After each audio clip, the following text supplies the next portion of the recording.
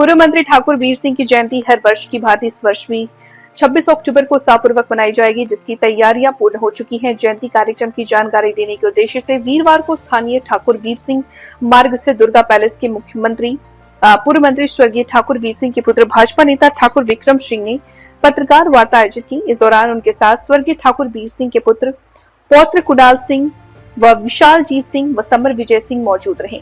पत्रकार वार्ता को संबोधित करते हुए भाजपा नेता ठाकुर विक्रम सिंह ने बताया कि 26 अक्टूबर को स्थानीय शकुंतला गार्डन में जयंती कार्यक्रम आयोजित किया जाएगा, जिसमें बतौर मुख्य अतिथि भाजपा के राष्ट्रीय महामंत्री एवं राज्यसभा सांसद अरुण सिंह, अति विशिष्ट भाजपा प्रदेश अध्यक्ष मोहनलाल बडोली, हरियाणा प्रदेश अध्यक्ष सतीश पूनिया तथा विशिष्ट अतिथि के तौर पर कैबिनेट मंत्री श्याम सिंह राणा, सांसद धर्मवीर सिंह, राजस्थान भाजपा प्रवक्ता एवं पूर्व विधायक अविनेश महर्षि, विधायक घनश्याम सराफ, भाजपा जिला अध्यक्ष वीरेंद्र कौशिक शिरकत करेंगे। कार्यक्रम में सानिध्य आरएसएस राष्ट्रीय कार्यकारिणी सदस्य डॉक्टर इंद्रेश का रहेगा। उन्होंने बताया कि इस दौरान हवन का आयोजन किया जाएगा। पत्रकार वार्ता को संबोधित करते हुए ठाकुर विक्रम ने कहा कि ठाकुर वीर सिंह वर्ष 1977 में कांग्रेस के तत्कालीन मुख्यमंत्री बनारसी दास गुप्ता को हराकर जनता पार्टी की टिकट पर भिवानी से विधायक बने थे। उन्होंने कहा कि ठाकुर वीर सिंह जनता पार्टी की सरकार में प्रदेश के वित्त, राजस्व व सहकारिता मंत्री भी रहे। उन्होंने राजस्व मंत्री रहते हुए जमाबंदी की नकल शाखा की बजाय तहसीलदार से बनवाने की नीति बनाई। सहकारिता मंत्री रहते हुए उन्होंने ग्रामीण क्षेत्रों से सस्ते अनाज की दुकानें खुलवाई और राज्य स्तर पर कॉन्फेड की स्थापना की। 1991 में जब चौधरी भजनलाल ने हरियाणा में मुख्यमंत्री की बागडोर संभाली तो उन्होंने ठाकुर वीर सिंह को हरियाणा विद्यालय शिक्षा बोर्ड का चेयरमैन मनोनीत किया। उन्होंने 1982, 1987, 1991 में भी विधानसभा के चुनाव लड़े। भिवानी में राजपूत धर्मशाला का निर्माण करवाया। इसके अलावा राजस्व विभाग में भी बहुत से सुधार किए। कॉर्पोरेट बैंक में चेकबुक व पासबुक का नियम ठाकुर वीर सिंह द्वारा ही लागू किया गया था। की बात है, खुशी की बात है कि हम स्वर्गीय ठाकुर वीर सिंह जी की 101वीं जन्म जयंती शकुंतला गार्डन भिवानी में 26 अक्टूबर को सुबह 10 बजे कर रहे हैं और उसमें हमने अपने साथियों को बुलाया है। हर दफ़ा ठाकुर साहब की जयंती हम मनाते हैं, उसमें काफ़ी साथी और उनके जो फॉलोअर थे वो आते हैं। इस बार भी सभी आएंगे। इस बार के हम आयोजन ये है, इसी के लिए हम ये अब 26 अक्टूबर को हम आयोजन कर रहे हैं। उसमें मुख्य अतिथि हमारे हैं अरुण सिंह जी, राष्ट्रीय महामंत्री भारतीय जनता पार्टी, राज्यसभा के सदस्य हैं और केंद्रीय कार्यालय के बीजेपी के बहुत वर्षों से वह इंचार्ज हैं, आप सभी जानते हैं। दूसरे हमारे मोहनलाल बडोली जी हैं, भारतीय जनता पार्टी के अध्यक्ष हैं, वो भी आ रहे हैं। वो भी ठाकुर साहब को कहने लगे कि मैं तो जरूर ठाकुर साहब का बड़ा जानता हूँ पुराना और मैं आना चाहता हूँ, वो भी आए। और उस हमारे प्रभारी हरियाणा के सतीश पूनिया जी वो भी आ रहे हैं और श्याम सिंह राणा हमारे कृषि मंत्री वह भी आएंगे और हमारे सांसद धर्मवीर जी और हमारे विधायक घनश्याम सराफ जी भी आ रहे हैं। सभी साथी बात हो चुकी है, सभी के सभी मेहमान आने वाले हैं। और उस दिन हम एक समाज के लिए भी काम की बात करेंगे ठाकुर साहब का, जिस प्रकार से हर वर्ष हम मनाते आए हैं। कभी एक आध बार कोरोना में गलती हुई बीच में रहा तो, लेकिन अब 101 में आए तो हमने सोचा कि अच्छे ढंग से मनाया जाए। पहले हम टेलीफोन कर देते थे, उसी से भी काफ़ी साथी पहुंचते थे। अब की बार मैंने सोचा कि हम खाली टेलीफोन से बुलाते हैं तो मेरा भी फर्ज बनता है कि गांव-गांव में मैं जाके आऊँ। तो भिवानी जिले के तो सभी गाँवों के अंदर मैं जाके आया हूँ, महेंद्रगढ़ के भी काफ़ी अब गाँव में मैं जाके आया हूँ, झज्जर भी गया हूँ और रोहतक के भी कुछ गाँव में गया हूँ। तो इस प्रकार से अच्छा आयोजन होने की उम्मीद है और बहुत अच्छा आयोजन हम करने जा रहे हैं।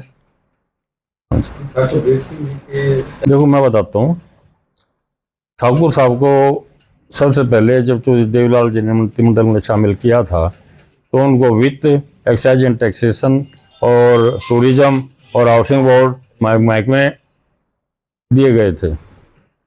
उसके बाद में ठाकुर साहब को 8 महीने में 9 बार उनके विभाग बदले गए। तो उन्होंने रेवेन्यू का भी काम किया, रेवेन्यू मंत्री भी रहे, डेवलपमेंट मिनिस्टर भी रहे और कई विभागों के मंत्री रहे।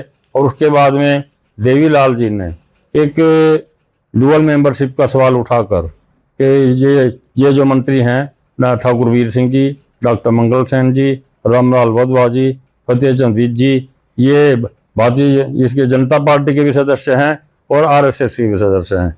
ये कह के चारों मंत्रियों को देवीलाल जी ने डिसमिस कर दिया। चार चौपटा में मीटिंग हुई। 3 महीने के अंदर देवीलाल जी पदमुक्त हुए मुख्यमंत्री पद से। चौधरी भजनलाल मुख्यमंत्री बने। चौधरी भजनलाल के मंत्रिमंडल में दोबारा ठाकुर साहब को मौका मिला, वह योजना और सहकारिता मंत्री बने। तो उस 3.5 वर्ष के अरसे में बहुत काम किए। रेवेन्यू मिनिस्टर रहते हुए ठाकुर साहब ने, जो एक किसानों को बहुत बड़ी समस्या थी उस समय कि उनको जब अपनी जमाबंदी मंगाते थे या कोई और फर्ज लेनी होती थी तो बहुत पैसे चार्ज किए जाते थे। पिताजी ने नया कानून बनाया और सदर कानूनों का एक पद रख दिया। पूरे जिले के पूरी की पूरी हर गांव की हर कानून का रिकॉर्ड वहां पे मिलता था। जैसे और चीजों की हम रजिस्ट्री की ना कर लेते हैं, वैसे अपने फर्ज की उनकी जमाबंदी लो और उनकी फीस निश्चित है, वही फीस ली जाती। आज भी परंपरा चल रही है। उन्होंने और भी कई काम किए रेवेन्यू में कि पहले गिरदावरी ऐसे ही चेंज कर देते थे, तो ठाकुर साहब ने ये कर दिया कि जो मालिक है उसको बुलाए बगैर, नोटिस दिए बगैर किसी की भी गिरदावरी मनमाने तरीके से पटवारी नहीं कर पाएंगे। तहसीलदारी मौके पे जाएगा, पटवारी मौके पे जाएंगे, दोनों पार्टी खड़ी होंगे तो वह कार्य होगा। इस प्रकार से उन्होंने उसमें किया। डेवलपमेंट मिनिस्टर जब बने तो एक विशेष काम ठाकुर साहब ने किया कि उससे पहले डेवलपमेंट मिनिस्टर नाम का डेवलपमेंट मिनिस्टर होता था। तो ठाकुर साहब ने कहा कि डेवलपमेंट मिनिस्टर के पास कोई काम नहीं है, ये बड़ी बड़ी सुरक्षा मिली। उसके बाद में एक डेवलपमेंट बोर्ड बनाया गया कि जो भी कार्य होगा हर मंत्रालय का डेवलपमेंट मिनिस्टर के पास से होकर गुजरेगा। उस समय भी काम किया।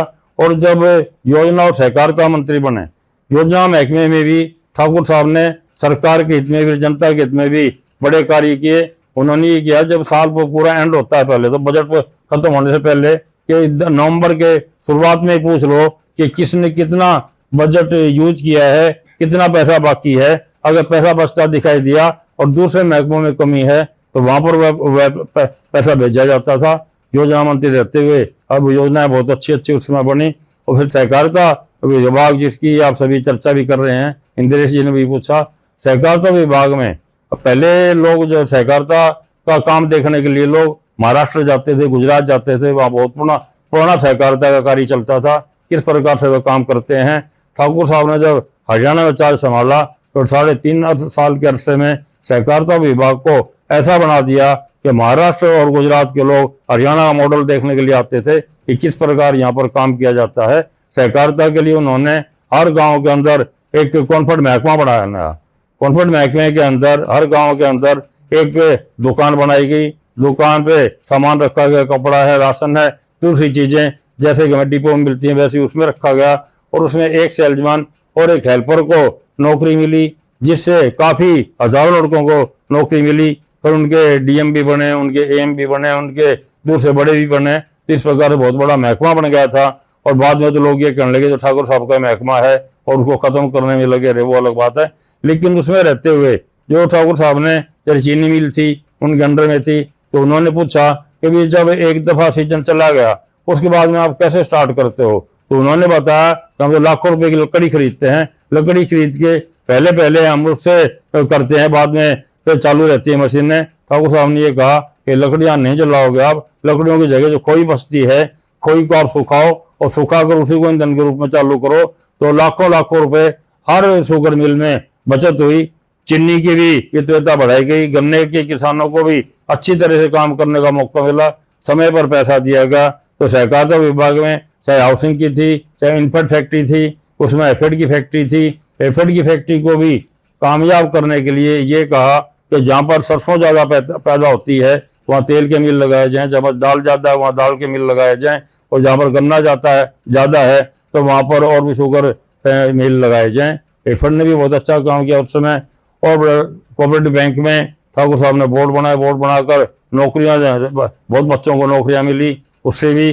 और हमारा लैंड मॉर्गेज बैंक था, उसमें भी एक योजनाबद्ध तरीके से बोर्ड बन के और उसमें भी काफ़ी लड़कों को योजनाएं मिली। उसके बाद में ठाकुर साहब जब एजुकेशन बोर्ड के मंत्री, एजुकेशन बोर्ड के चेयरमैन बने, उसमें भी ठाकुर साहब ने 1 साल चेयरमैन रहे और बड़े बड़े काम किए। 4 रंग के पेपर उसी समय स्टार्ट करे थे ठाकुर साहब ने कि नकल रोकने के लिए बहुत ज़रूरी है। नकल अगर नहीं रुकेगी तो बच्चे इंटेलिजेंट नहीं होंगे, बच्चे पढ़ाई नहीं करेंगे, नकल मार के पास हो जाएंगे। और 4 रंग के पेपर करने से थोड़ा विरोध भी हुआ, लेकिन बाद में समूचे तरीके से चले, एग्जाम भी हुए। और एक बात और की ठाकुर साहब ने कि उसमें बोर्ड में ये रिवाज था कि चाहे 10वीं का रिजल्ट था, चाहे 12वीं का रिजल्ट था, बाहर की एजेंसियों से वो तैयार करवाते थे। ठाकुर साहब ने, जब गुप्ता जी थे, इंचार्ज थे, मुझे याद है, उन कंप्यूटर को उनको बुलाया, कंप्यूटर पूरा विभाग था एजुकेशन बोर्ड में, उनको बुलाकर बात की, क्या गुप्ता जी आप और हम मिलकर सब मिलके क्या रिजल्ट तैयार नहीं कर सकते हैं? उन्होंने कहा जी हमारे से करवाते नहीं, हम तो करने के लिए तैयार कर देंगे। उनसे करवाया, दोनों 10वीं का भी इंद्रेश जी और 12वीं का भी। लाखों लाखों रुपये, 25-25, 30-30, 40-40 रुपये के ठेके उठते थे और वो फ्री में हुआ। ठाकुर साहब ने एक और काम किया कि जैसे कागज आता है, नया कागज आता है, उसको ठोक बजा के कम से कम कीमत पे लिया, और जो साल 6 महीने के बाद रद्दी हो जाती है, जो आंसर बुक हैं, दूसरे कागज हैं, उनको महंगे से महंगे रेट पे बेचने की कोशिश की। इस प्रकार से लाखों रुपए की बचत वहाँ भी एजुकेशन बोर्ड में भी हुई। और उस समय एक बड़ी बात हुई, उस समय की बात अगर याद भी हो तो किसी पत्रकार को, कि 2 स्कूल थे उस समय, हिंदू हाई स्कूल सोनीपत और एक स्कूल और था, कोई बड़ा फेमस था, राठी जी का स्कूल था। दोनों के अंदर 200 अगर मेरिट आती थी हरियाणा में, तो 100 मेरिट 100 मेरिट उन 2 स्कूलों की आती थी। पिताजी ने पता लगाया कि कारण क्या है, ये खुफिया तरीके से लगाया कि क्या पढ़ाई ऐसी होती है वहाँ पर कि बाकी जगह मेरिट नहीं बनती, सारी है हरियाणा में 50 बनती हैं, उन 2 स्कूलों को 150 बनती हैं। तो आखिर में जो चीज़ निकली, एसपीओ की स्पेशल ड्यूटी लगाई गई, एग्जाम हो रहे थे जब, और पूरे सेंटर का, दोनों स्कूलों के सेंटरों का 4-4, 5-5 सेक्शन बने हुए थे, 2-2, 2.5 लाख, 1.5 लाख रुपये उस समय में, जब रुपया बहुत महंगा था। एक बच्चे से लेकर वो वहाँ पर तैयारी करवाते थे, और तैयारी क्या करवाते थे, तो नकल की तैयारी करवाते थे। सामने की नकल कैसे कर सकते हो, पेपर सोल्व करके दे देते थे, और पूरा छापा मारा गया दोनों स्कूलों के ऊपर, पूरे स्कूल के दोनों पे यूएमसी बनी, और बहुत बड़ा एक शोर मच गया था पूरे हरियाणा के अंदर, क्योंकि उसके अंदर कोई एमएलए का बेटा था, कोई मैं विधायक का बेटा हो गया, कोई अफसरों के बेटे थे। तो पिताजी मान के नहीं दिए, तो पिताजी से कहा गया कि आप इसको ठीक करो। पिताजी ने कहा मैं इसको ठीक नहीं करूंगा। तो इस विषय पे फिर ठाकुर साहब ने रिजाइन ही कर दिया। रिजाइन करने के बाद भी और कुछ नहीं कर पाए बाकी आने वाले भी, या मुख्यमंत्री जी भी, उन्होंने यही कहा कि चलो सब बच्चों को इस बार फेल कर दो, आगे से वरना 3 साल के लिए जाते हो वो करके। और क्या इसी प्रकार से ठाकुर साहब जहाँ भी रहे ईमानदारी से काम किया, ईमानदारी से कार्य करने का किया। ठाकुर साहब ने एक और भी बात साबित की उस समय, कि जो कैबिनेट मिनिस्टर है वो सरकार है। एक बार क्वेश्चन आ गया कि ठाकुर साहब आप स्कूल अपग्रेड कर देते हो, स्कूल अपग्रेड कैसे करते हो आप? ये तो आप एप्लीकेशन लेके और एजुकेशन मिनिस्टर के पास भेजो, स्कूल अपग्रेड उसका काम करने का है। आप जहाँ जाते हो सड़क बनाने की घोषणा कर देते हो, सड़क आप नहीं बनाओगे, जो फाइनल ऑर्डर आप नहीं करोगे, आप तो एप्लीकेशन लेकर और पीडब्ल्यू मिनिस्टर के पास भेजो। ठाकुर साहब ने, कुलवंत सिंह जी एक उस समय कमिश्नर थे, उनको नोटिस दिया कि आपने मेरे ऑर्डर को डिसओबे कैसे किया, आपने लेटर मेरे पास कैसे लिखा कि मैं नहीं कर सकता, मैं सरकार हूँ, कैबिनेट मिनिस्टर सरकार होता है, 2-3 महकमे निगरानी के लिए हैं, और जो कैबिनेट मिनिस्टर ऑर्डर कर देगा हर महकमे को मानना पड़ेगा, और आखिर में ये साबित हो गया मानना पड़ेगा। तो ठाकुर साहब ने एक दिन में जगह जगह 3-3 स्कूल भी एक दिन में अपग्रेड किए हैं। जैसे महेंद्रगढ़ में था, लोहारी गांव था, महचाना गांव था, और एक तीसरा गांव था, तीनों के एक ही दिन में अपग्रेड किए। अपने धारड़ू का स्कूल था, ये भी पिताजी ने अपग्रेड किया। और भी बहुत से स्कूल ऐसे थे जो उन्होंने अपग्रेड किए, बहुत से विकास के काम किए, बहुत से आगे जाके लोगों के अच्छे काम हुए। तो पिताजी ने हर महकमे के अंदर भी कार्य किया, एजुकेशन बोर्ड में तब भी काम किया, लड़कों को नौकरी भी लगाया, उस समय भी लगाया। इस प्रकार से ठाकुर साहब ने बहुत कार्य किए थे। तो उन्हीं कारणों से लोग आज भी ठाकुर साहब को मानते हैं, और वो मानते हैं कि जहाँ से हमारी राजनीति शुरू होती है वहीं पे ठाकुर साहब पे ख़त्म हो जाती है, चर्चा होती है। वरना तो हमारे समाज में भी 4-4, 5-5 बार एमएलए विधायक बने हैं, ठाकुर साहब एक ही बार बने हैं। एक बार में जो उन लोगों ने के बीच जाकर, जनता के बीच में जाकर काम किया, तो सभी उनको आज तक ही मानते हैं। और वही बात है कि हम भी उनका जन्मदिन मनाते हैं इसीलिए कि उनके जो फॉलोअर और उनके साथी हैं वो आएँ और एक जश्न के रूप में यहाँ पर इकट्ठे हों और आगे के लिए तैयारी करें। इसीलिए हम 26 अक्टूबर को ठाकुर साहब की जन्म जयंती मना रहे हैं।